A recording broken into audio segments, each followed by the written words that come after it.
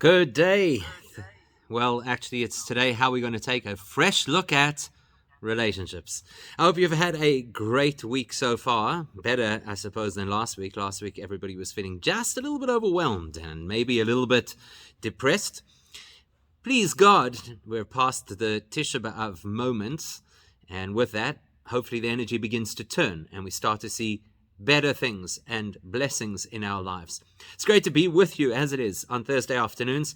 And because this is fresh thinking, the challenge is to think fresh, to think out of the box, to think about life differently. Please remember that at any time, you are a key part of this conversation. You help drive it, you keep us on track, you make it interesting. So here's the information you need to know about how to do that. You can send an SMS on 34519 or on Telegram 061-895-1019. And then, of course, everybody loves social media on this show. That's usually where most of our conversation comes from. So find us on Facebook or Twitter at Chai FM, or you can find my Twitter or Facebook. My Twitter is at Rabbi Shish. So go ahead and share your thoughts throughout the show.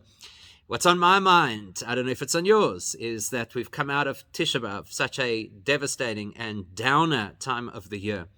Now we're headed towards this weekend. This Shabbos is going to be called Tu B'Av, the 15th of Av. A day that I think is quite misunderstood by many, many people.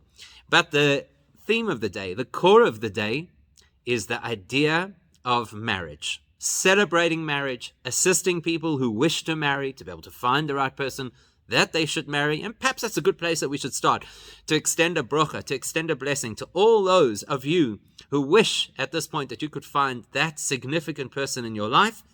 Please God, with the energy of this year's Tu B'Av, may this in fact be your year. So seeing as it's a time of the year that we talk about marriage, and seeing as there's so much information, misinformation, both in the general thinking and in Jewish thinking, I thought, what a great thing to talk about. It's a subject that for many people is exciting, for many people is stressful, anxiety-provoking. For some people, it's even a sad topic. So if we're going to talk about marriage, which I'd like to, in honor of Tu B'Av, and when you consider how much work relationships require, so here's the question for you, just to start us off, to start our conversation. If you were standing right now in front of a couple that was about to marry. So I've got to do this in the next few days. I've got to meet a few couples who've postponed their weddings because of COVID, and now they're actually getting married in these really drilled down, very limited ceremonies. Please God, as soon as lockdown eases, they'll be getting married.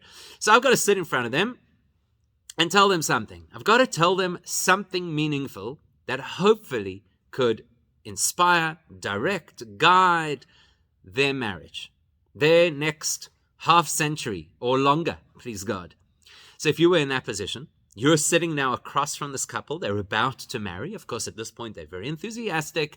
They're very in love, which is a nebulous term. Not quite sure exactly if we know what that means or if they know what that means. But they're optimistic. They're looking forward. They're excited. They can't wait, to use the cliche from every groom's speech, to spend the rest of their lives together. You're sitting across from this couple who is about to marry. What is the one pearl of wisdom, the one piece of insight? And I'm saying insight because I originally was going to say, what's one piece of advice? But people don't always like advice, especially if it's unsolicited. So what's the one core insight, the one pearl of wisdom that you would share with this couple who is about to embark on this journey?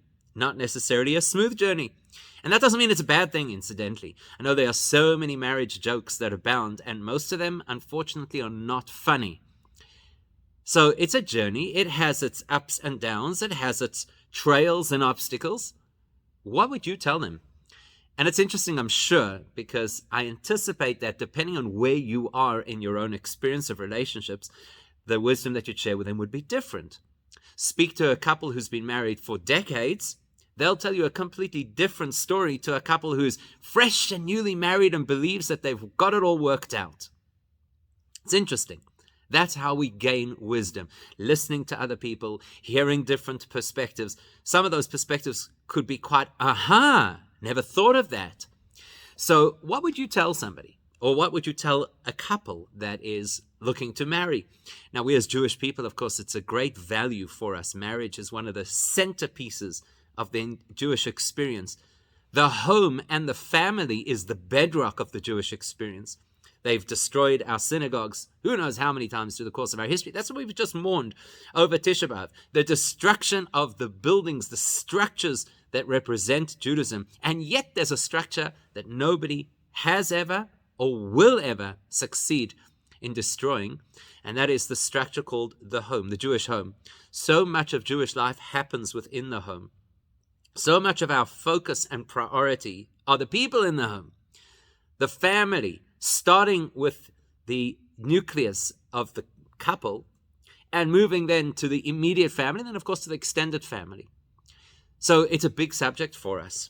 Marriage is a high ideal within Judaism, and yet, unfortunately, it is not altogether uncommon for people to spend perhaps more time and attention on choosing which car they want to drive than choosing which person they want to spend the rest of their life with.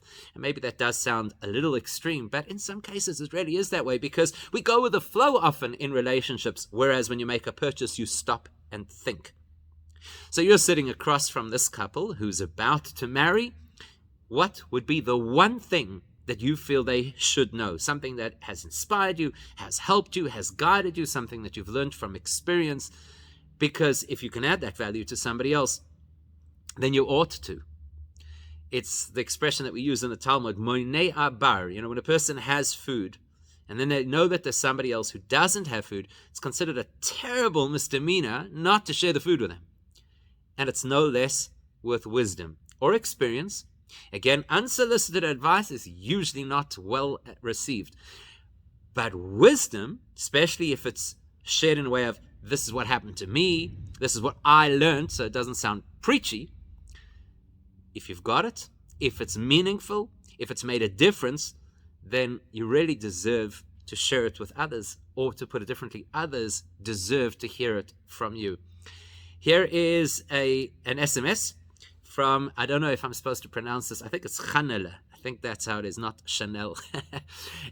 Good SMS says, the best advice is be friends before anything else. And don't ever fight over money. Well, don't ever fight over money is easier said than done, right? They say one of the greatest causes of conflict in a marriage is money, for a variety of reasons. Some people will tell you that the greatest cause of divorce is money, and some people will tell you it's lack thereof. You have to look, obviously, at some of the wealthiest people in the world, and over the last couple of years, their marriages have not survived the fact that they have a mega bank account. Money is not necessarily an aid or an asset to marriage. Sometimes it's actually a disruption.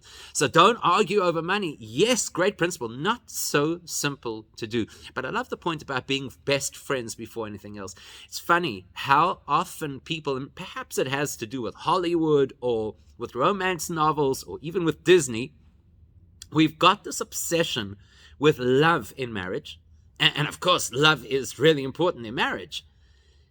But it becomes an obsession, almost as if to think that this romantic love is what successful relationships are built on. Friendship may very well be more important. Friendship means it's not just, oh, we love each other, we kind of trip over each other. There's something deep. There's something meaningful. You are somebody really important in my life. I think that's good advice. Nice start to the show. What other advice would you have if you were sitting across from this couple who's about to marry, and they've asked you, share with me the one pearl of wisdom that you believe is so significant or that has made such a difference in your marriage? What would you tell them? Talking today about marriage. You're sitting, hypothetically, across the table from a couple who's about to marry, and you've got one piece of wisdom to share with them that you believe is going to make all the difference. What would it be? Anonymous SMS over here that says it would be that if you see yourselves as separate people, you are in trouble. You need to see yourselves as one. I once saw a pretty cynical perspective on that, where a person said, marriage is where two people become one. The trouble starts when they have to decide which one. And yeah, I think that is, it's not so funny, actually. It's quite an important insight, because what often happens is you walk into this relationship, of course, as is to be expected, with a perspective. And your perspective is, we all do this. We grow up in our environment, which shapes our thinking. And so we believe that our perspective is actually correct, or perhaps even the truth. And then we start wondering, who's this other person, and why do they think differently? Why don't they see things the way that I see them? And that's where you start to get friction in a relationship. So it's not that simple to say the two become one, because in people's minds, sometimes that means, and I'm the one, like I know how this should work. So there's a lot to work with beyond that.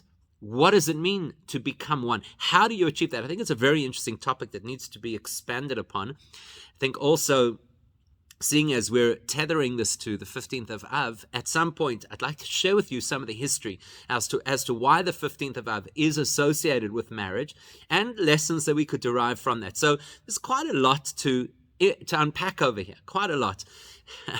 There are some interesting ones that are doing the rounds over here, as you can well imagine. We do have people with a really good sense of humor in our crowd. Here's somebody who says, tell them that the first year is the hardest, and then it gets harder.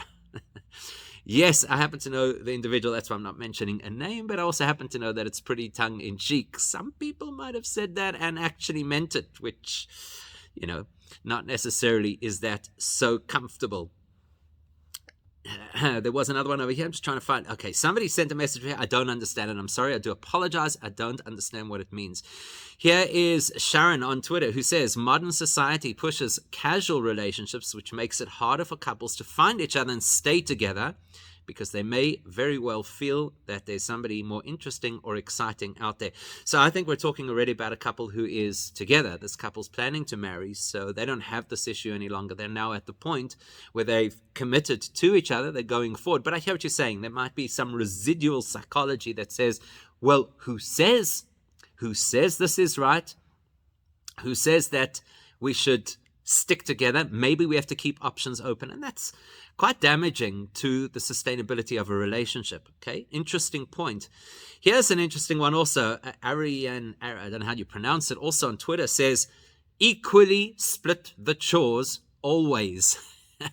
Which is good advice, because you obviously don't want one person to feel like they're carrying the load all the time, or that one person is freeloading. But at the same time, you've got to be careful with this, because not all chores were created equally.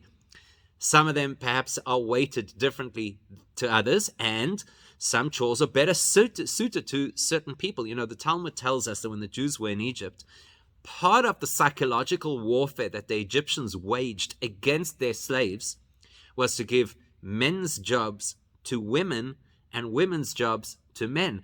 So even if the job itself was technically easier, perhaps, if it's ill-suited to the person you're expecting to do it, that's not equitable. So I'm not convinced that 50-50 is so easy to determine. Definitely, the roles should be equitable. Everybody should contribute. I think that is good advice. Just be careful not to think that equal and equitable are in fact the same thing. Here is a great Twitter name. Mint Choc Chip says, respect her. So I assume this is obviously directed at the man. Respect her. Never take her for granted. And then he says, make sure she can hold her drink to avoid embarrassment when you're out with friends. Okay, so that's obviously more tongue-in-cheek. But respect is completely underrated in marriage.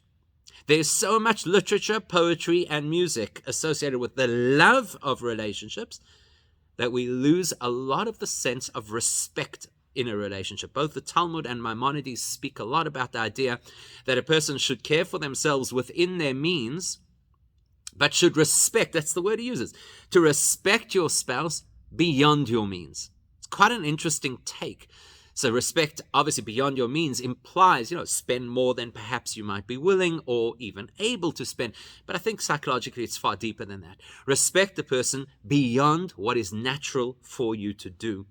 So not just getting caught up, in the love experience. Look for respect. Look to show respect. I think it's very sound advice. Here's somebody on Twitter who says there is no advice. It's on the job training for life. It is on the job training. That doesn't mean you can't take advice. That doesn't mean you can't learn. That's what on the job training means. That you seek insight and you seek wisdom.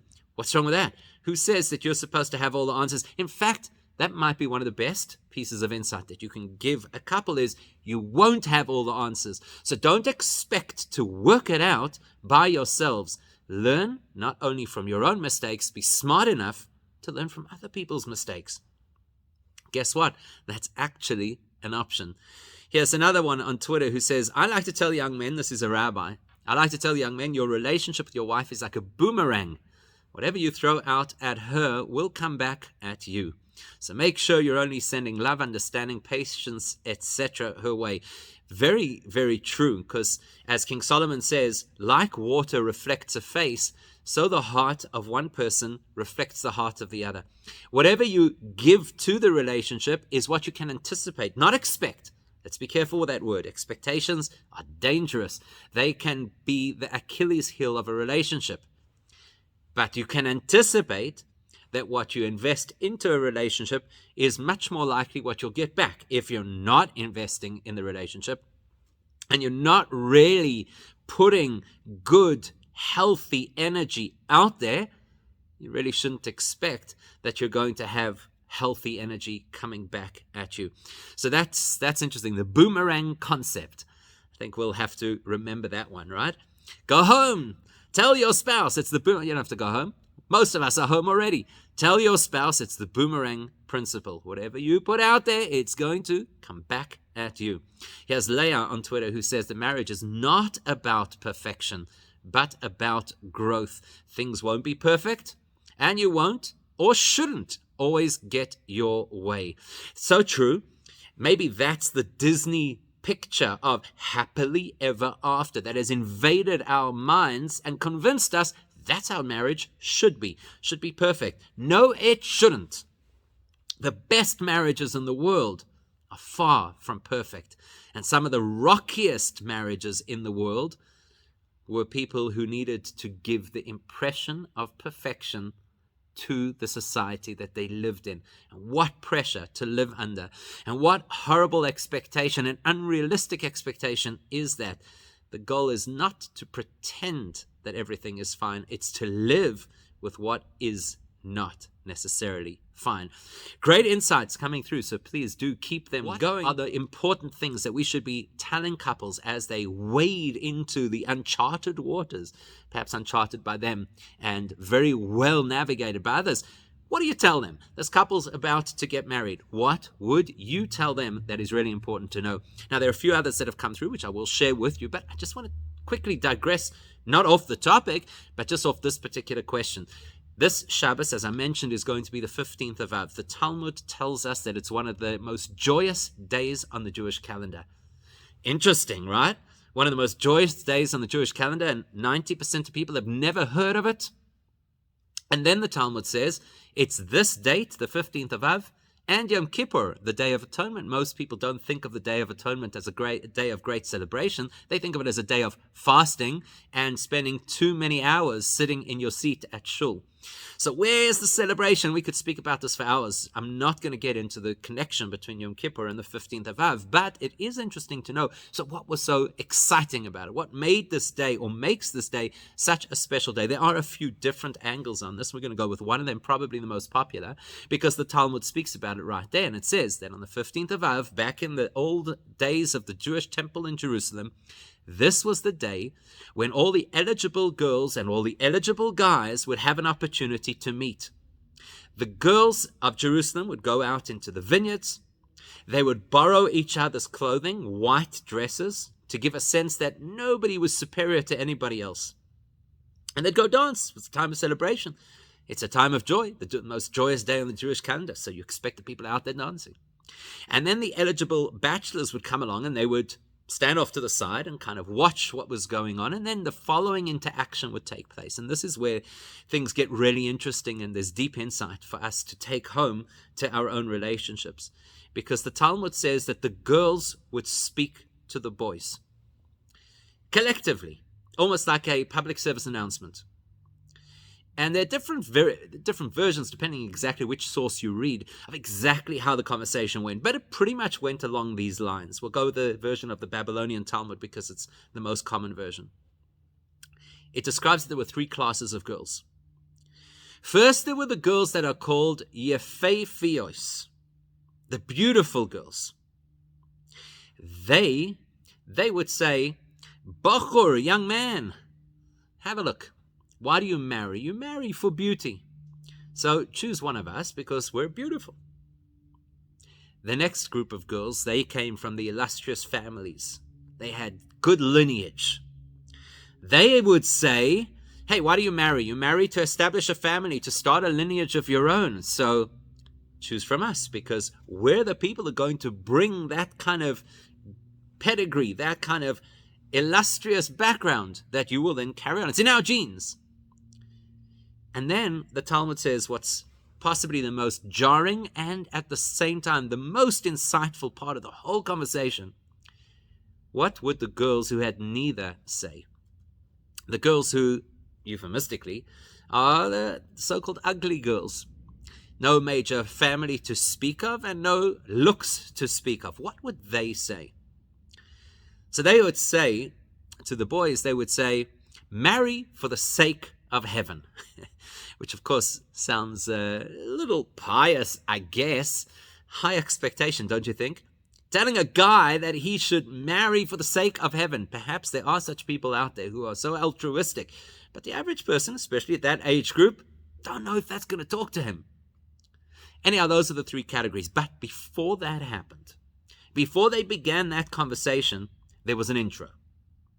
Sometimes the intro gets lost because people are very interested and quite perturbed, perhaps, by this caste system. What is this? Judaism believes in that? You start dividing people based on what class they belong to or their appearance?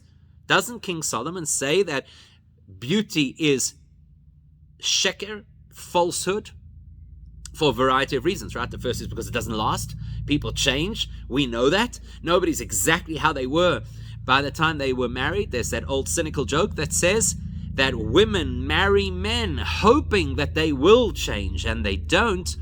And men marry women hoping that they will never change, and they do. So perhaps when King Solomon says that don't believe in the longevity of beauty, it's because that's what happens. People change. You start to age, you get a few more gray hairs, you start to get a few wrinkles. Or maybe a person changes and a person could become bored with what they used to believe was so beautiful, and perhaps they see somebody else who appears to be more attractive. Either way, it's not the language of Torah. So what's going on over here when we're talking about these beautiful women? So you've got to go back to the introduction to the story, because the introduction will help us create context. The introduction to the story is that the first statement, the opening line of these girls speaking to these prospective shidduchim, these men who might marry them, is they quoted King Solomon about the superficiality of beauty, but they will also tell the men, Sa einecha, raise your eyes. Raise your eyes. It's a theme that you see in various places in Judaism. For example, when we pray, there's a concept of raising your hands. When the Kohanim bless the community, they raise their hands. At the time of the initiation of the sanctuary in the desert, Aaron raised his hands. Moses raised his hands when they battled against the nation of Amalek. Raising your hands, not just a physical action. What's the difference? What's the difference if I pray with my hands outstretched? I pray with my hands at my sides. What's the difference? It implies this is the part of me that engages most with the world. My hands. My hands are the part of me that allows me to function in this world. I've got to raise my hands when I'm engaged with prayer or blessing, or even when I'm engaged with conflict. I have to raise my hands. I can't just engage the world like everybody else. That's what being Jewish is. I need to have a higher perspective. When we pray, Maimonides describes that you're supposed to pray with your heart raised, which effectively means that your aspiration, your goal, your focus should be something greater than yourself, higher than yourself. We have the principle, the verse says, raise your eyes and see who created all of this.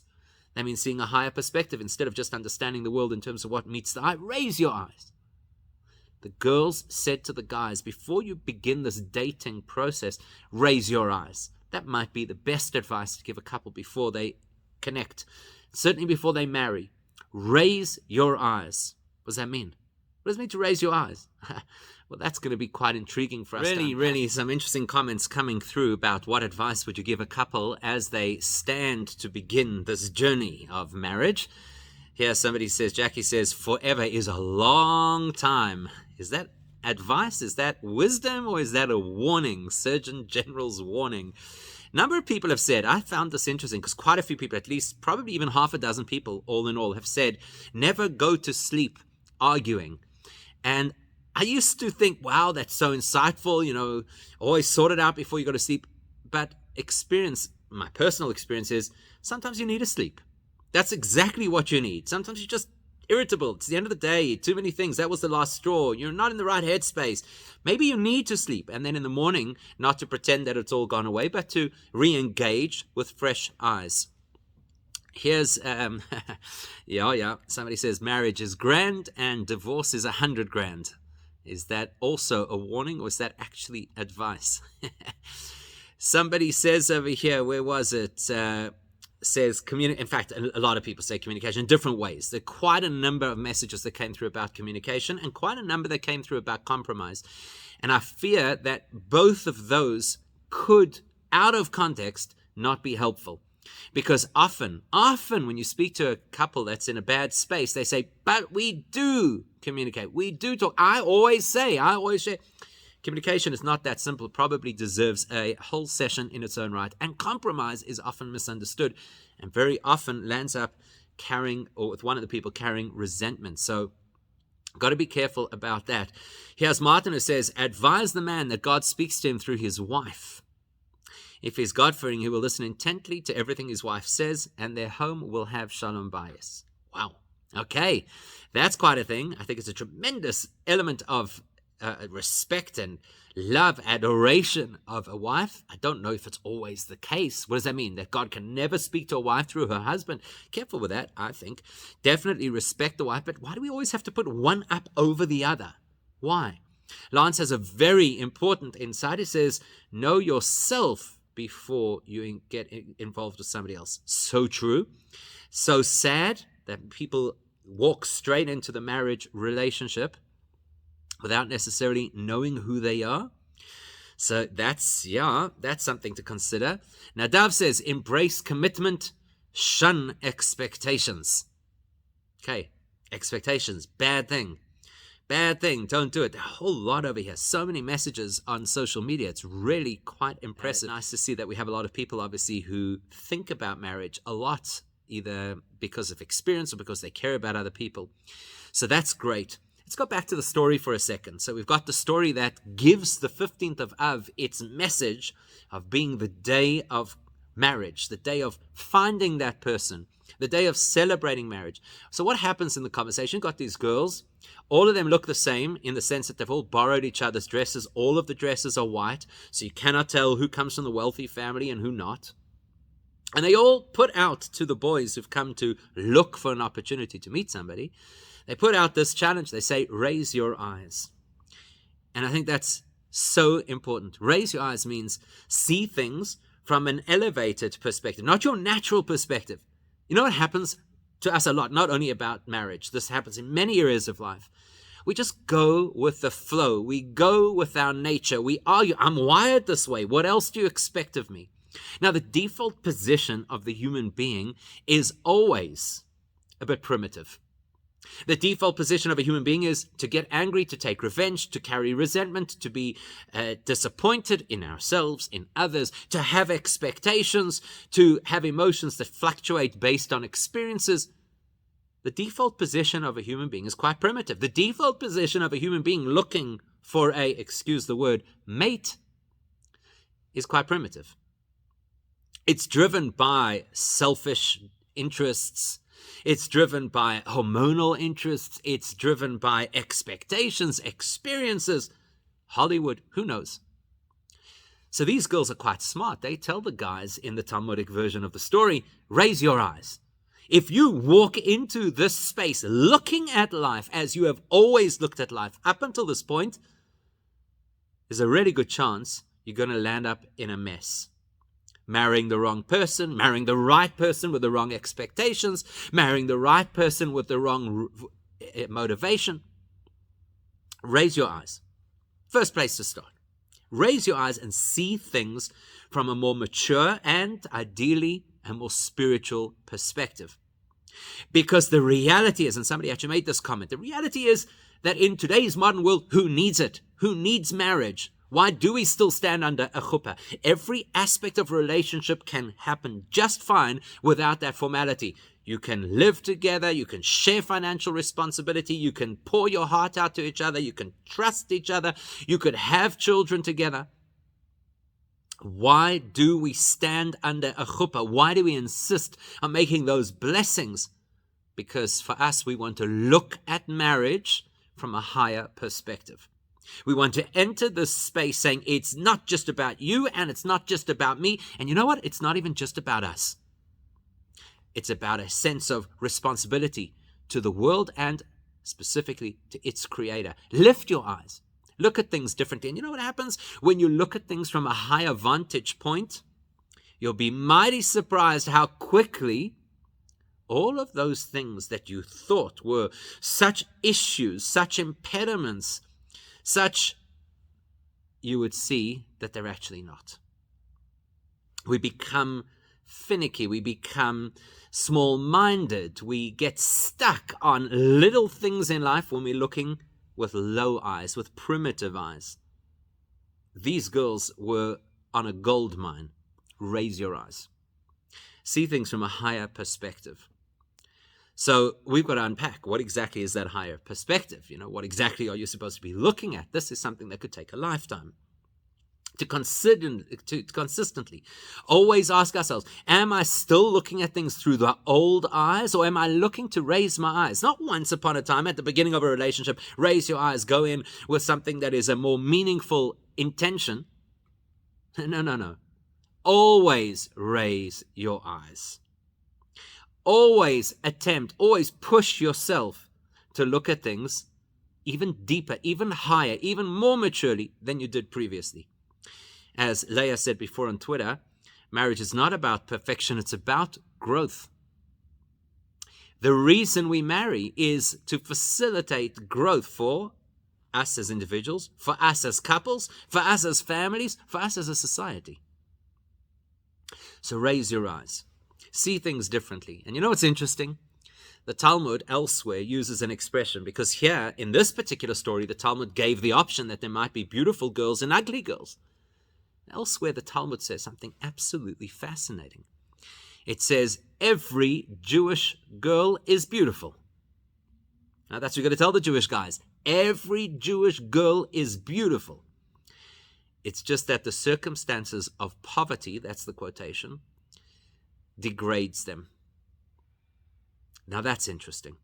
Because in our story, the girls who were not so good looking, they turn to the boys and they say, marry for the sake of heaven and give us gold. In other words, give us jewelry.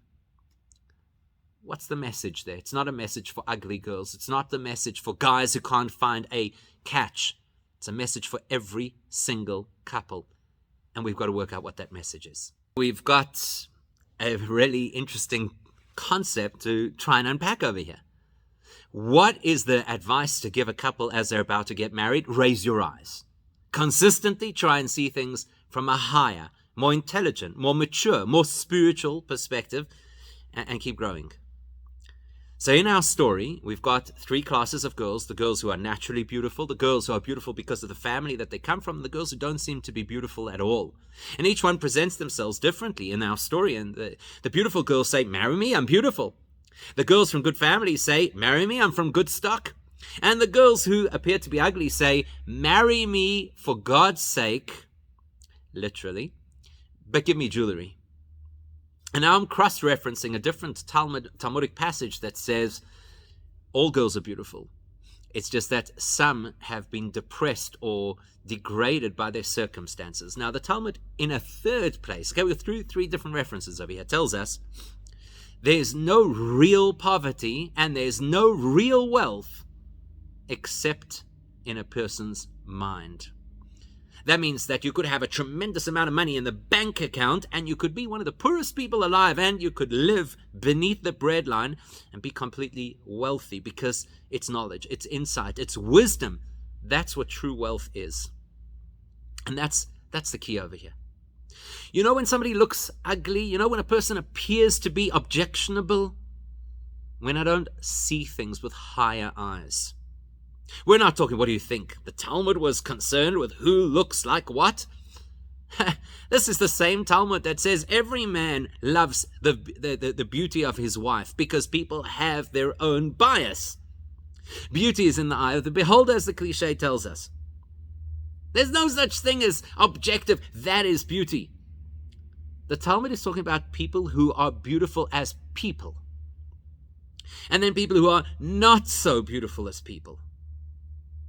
And when you encounter somebody, and this will happen, in fact, somebody's just sent that on Twitter, you think you know who you're marrying, and then you discover that it's actually somebody else. In other words, there's elements of the personality that come out over the course of time, and I don't care how long people live together before they're married, it can still happen, and it does still happen. Over the course of time, you look and say, you're objectionable. Oh, really? That's what the girls are saying. You look at me and you see ugliness. Raise your eyes. Raise your eyes. Look deeper. Every person has goodness in them.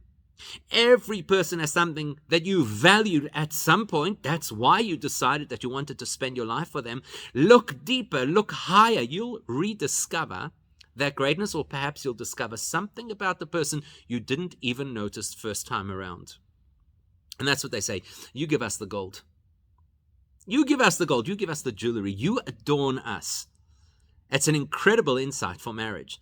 The minute you reach the point where you only see something in the other that irks you, that bothers you, that disappoints you, that angers you, start thinking where you're going to get the jewelry.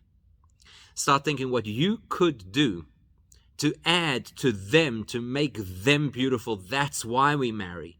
We don't marry to get beauty. We don't even marry to find beauty. We marry to generate beauty. That's my responsibility. If I've committed to this person for life, then I've committed to the responsibility to help make them beautiful, even when I don't find it, even when they don't find it. Imagine we went into our relationships with that headspace, how much more solid they would be.